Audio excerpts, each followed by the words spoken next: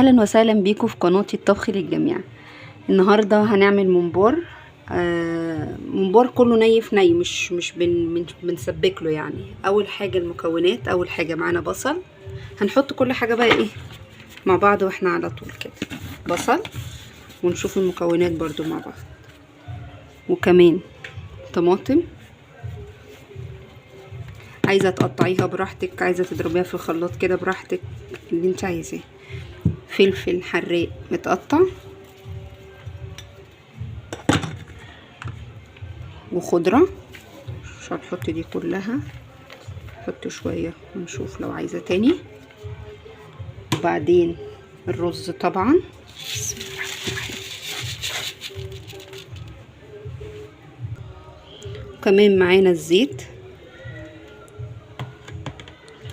والتوابل بقى بتاعتنا. ملح، فلفل اسود، شطة. احنا مش مزودين شطة عشان احنا حاطين فلفل حراق، وكمون وبهارات. نفضيهم كلهم ونقلب بقى. بسم الله الرحمن الرحيم. اللهم بارك. ده 2 رز على 2 ممبار. هنقلب ونرجع تاني. دلوقتي الممبار اهو معانا. هنحشيه، مش هنحشيه قوي، ما بنملهوش قوي عشان خاطر الرز اولا بينفش والممبار بيكش، فمش هينفع نحشيه لحد الاخر. هنشوف الطريقه ازاي. وبعدين الممبار ده مغسول غسله جامده جدا، دقيق، ليمون، ملح، وسايبينهم منقوعين في التتبيله دي شويه لحد ما يفضل ينزل اي لزوجه فيه، يعني بيبقى شكلها مش حلو. هنحشيها واوريها لكم عامله ازاي ونخلص. واحنا كده كده حاطين ميه على النار، حاطين فيها ورقه لوري وفلفل اسود حصى. وبعدين هنبتدي بقى نسقط فيها الممبار. لما نخلص خالص هنشوف شكله يبقى عامل ازاي. الميه معانا غليت كده، هنبتدي نحط الممبار.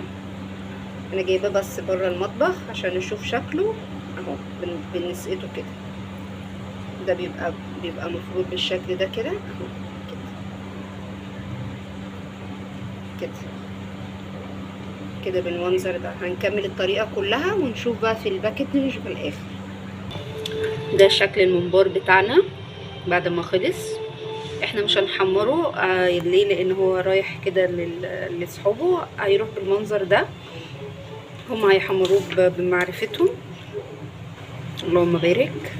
وكمان كان في معانا هنا في طحال مسلوق برضو، وده بقيه الممبار. ودي كرشه بالصلصه بالثومه. هنعمل كل الوصفات دي برضو مع بعض بس مره تانية.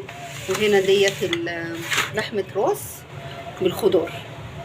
يا رب وصفات النهارده تعجبكم والشكل الاكل يعجبكم. بس معلش بقى مش متحمر، هنعمله مره تانية متحمر مع بعض.